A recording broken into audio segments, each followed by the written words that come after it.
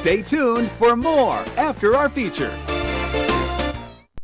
Can you believe it, folks? We're finally at the 100th Media Mementos review.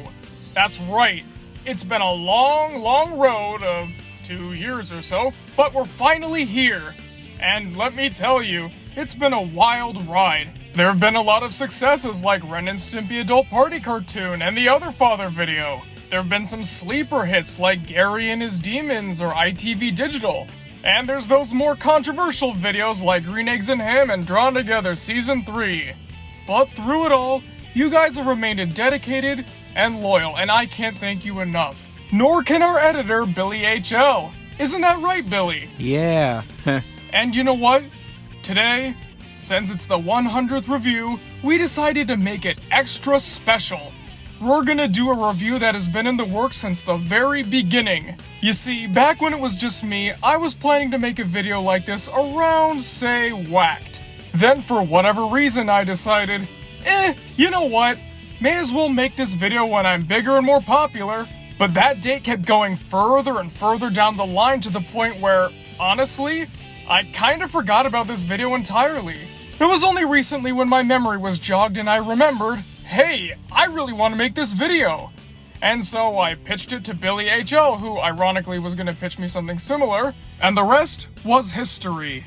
What is this video? What is this topic? What is this third noun here? It is Hoodwinked. Now I'm not going to give the introduction here because, honestly, I can't do this myself.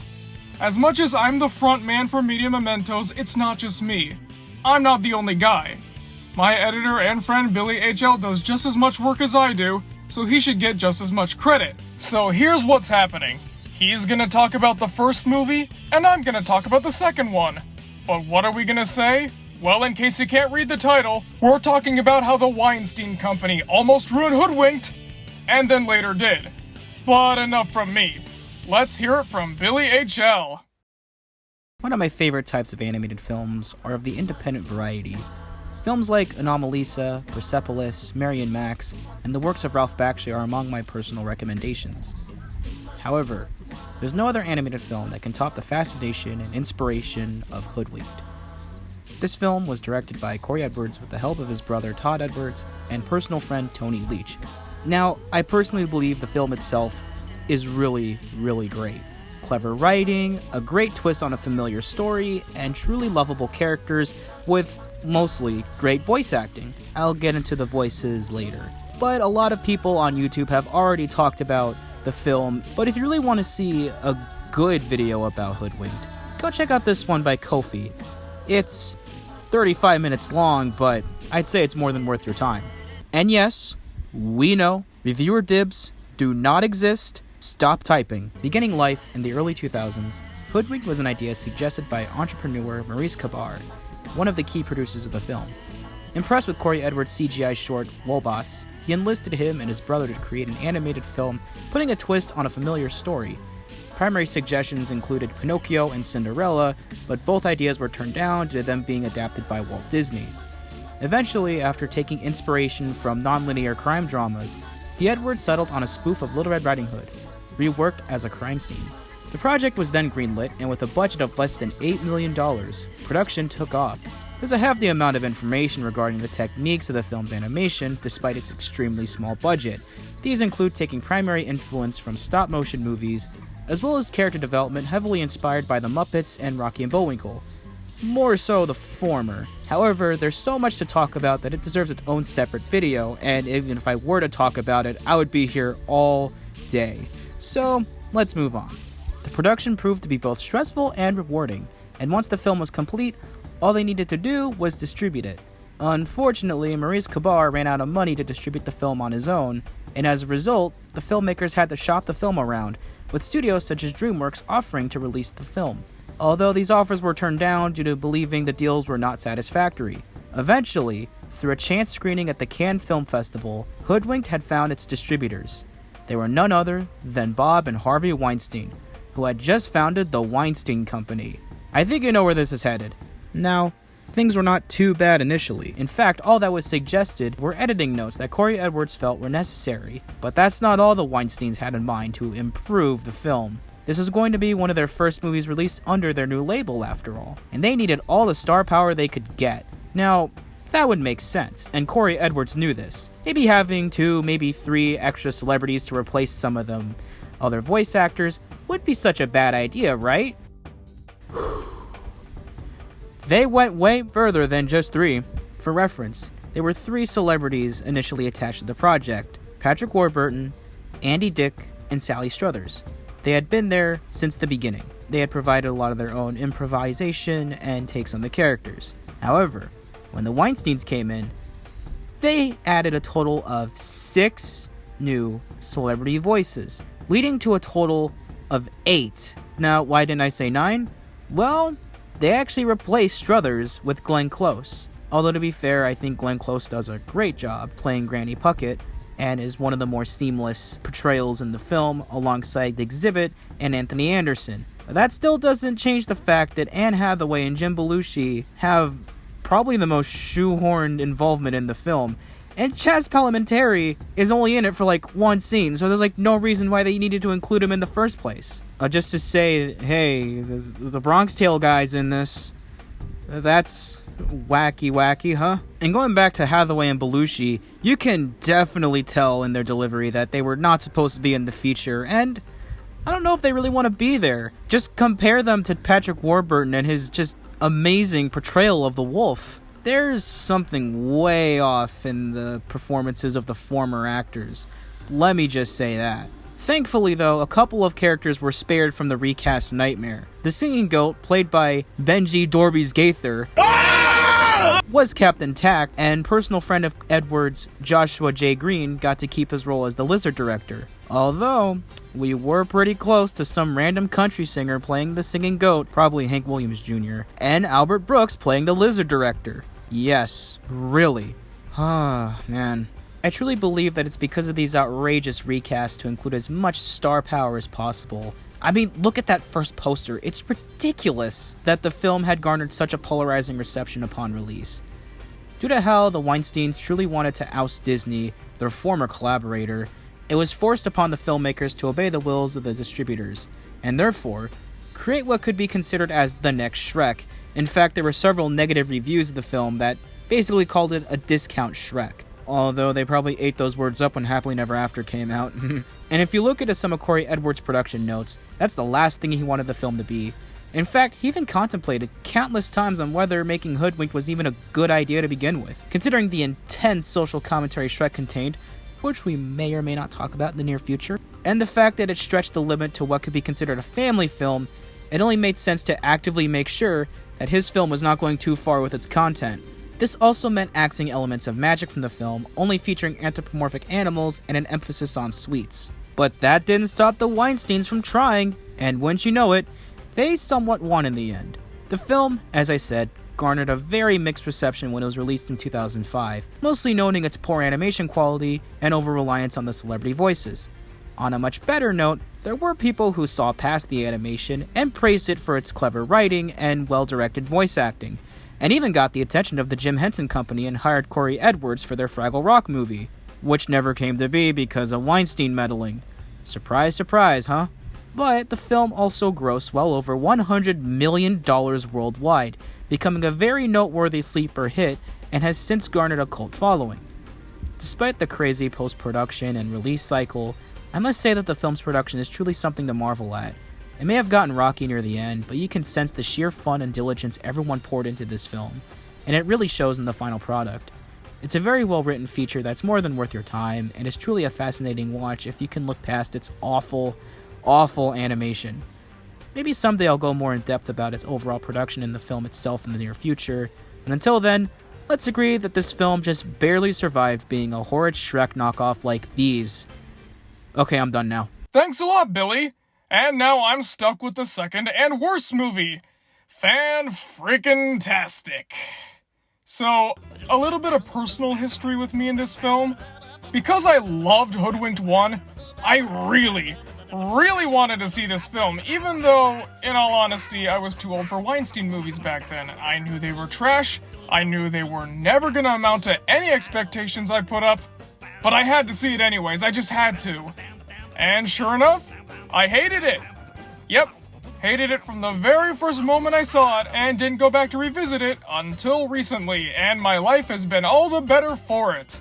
Everything that could have gone wrong with Hoodwinked 1 went wrong here. First of all, the original director from the first movie left production entirely. You know why? Well, first of all, he had a very difficult time during the production of the first movie, and secondly, he said that the whole genre of fairy tale parodies like Shrek were basically dead. And you know what? He's got a point. Think about it. Hoodwinked 2 came out in 2011. The whole copying Shrek trend died in the late 2000s. The closest thing to Shrek knockoffs around this time were Shrek 3 and 4. And those are just crappy sequels, not ripoffs, so yeah.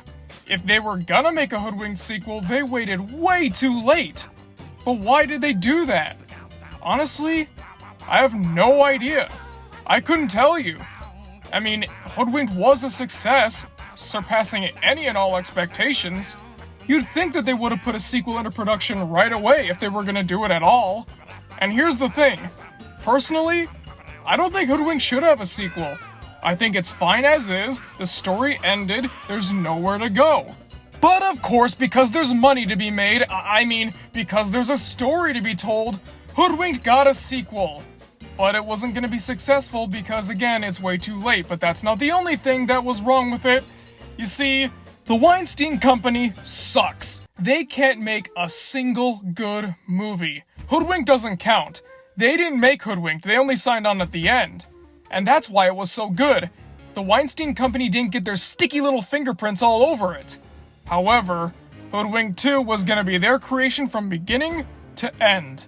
So basically, we were gonna see their interpretation of what Hoodwinked should have been, and what that basically means is all of their other movies put together. This is exactly like, say, Escape from Planet Earth or The Nut Job. Just a bunch of lowbrow, cheap, easy jokes, poor animation, and just slapped together hoping to get a cheap buck. And of course it didn't. I mean, look at these box office returns. That's really bad. You know it's bad when you're making a sequel and your director hasn't even seen the original. That's right, Mike Diza here hadn't seen the original when he worked on this film. You know, generally speaking, when you're making a sequel of a beloved property, or at least a mildly successful one, you're gonna wanna, who am I kidding? It's the Weinstein Company. They're never gonna learn. In fact, they can't learn, they're out of business. Clearly, nobody cared when they made this. Not at all. You can tell by the way they talk about it. They say, oh, let's make the city really hip and modern, like a fairy tale in the current age. But it looks like every other city in every other animated film. Let's have more of that zany, wacky, pop culture humor that the original had. And by that, they mean let's just randomly reference movies like Silence of the Lambs out of nowhere, because that's funny, I guess. You know what surprises me? This movie is written by the same guys who wrote the original. Yeah, I can't believe it either.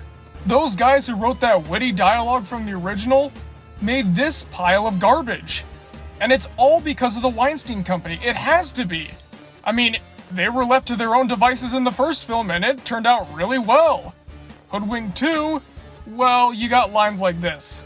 Great news! My doctor says I'm gonna live! There is no proof that I ever ate anybody. Okay, I can taste my own butt. Saw that coming. I'll be honest, when I first heard that these guys made the sequel, I originally reacted like this. It's not true. That's impossible! I was in complete denial. I refused to believe it. Because it didn't seem right. How could it be? But alas, it was.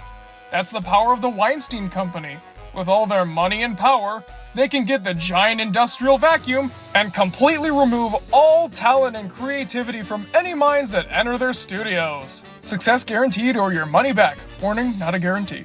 The only thing that was slightly improved from the original is the animation. But that's not saying much. I mean, the original looked like this. But that's not saying that the animation is good. In fact, I think it's very telling of how the Weinstein Company viewed this movie. The animation is simple, dull, boring, and basic. Clearly they put no extra effort into this. I mean, come on! The backgrounds are made in Photoshop. I'm not joking either, they were actually made in Photoshop. It's really sad that a cult film like Hoodwinked got this kind of treatment. They saw all the good reviews that Hoodwinked was getting, you know, when they sorted through all the bad ones that clearly didn't really understand it. They saw what people loved about it, and they decided, let's have none of that. You know what'll put butts in seats? Making it just like all of our other animated films that people hate. That'll make people love it. And wouldn't you know it, it failed. So if you ever wanted to see a Hoodwinked 3 for whatever reason, that's not gonna happen.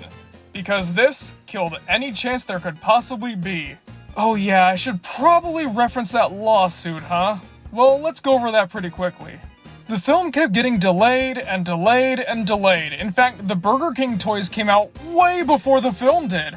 In fact, that's how I found out about Hoodwinked 2. I saw the Burger King ads and went, what? And after doing some research, yeah, it was gonna happen. It didn't come out for a long time, but yeah, it was real. And you know what? The producers hated the fact that all these delays kept showing up again and again because they decided to take them to court. I can't imagine why it was constantly delayed. I mean, it was obviously not to make the film better. I think they were trying to promote some other movie, but even then, this film came out long after that other one they were trying to promote, so I don't get it. And to be honest, I don't really care. The more I think about Hoodwinked 2, the sadder I get, so let's move on and focus on Hoodwinked 1. You know, despite its clunky animation and hit-and-miss jokes sometimes, it's definitely worth a rewatch. If you got any chance to view it, please do. Just try to pretend that there's no sequel, okay? If you do, the world will be a much happier place. Well, folks, thanks for watching the video. What'd you guys think? What do you think of Hoodwinked 1 and 2? And more importantly, what do you think of the Weinstein Company's treatment of them? Comment below and let me know because I'm always excited to hear what you guys have to say. Thank you all for watching, and I'll see you guys next time for video 101.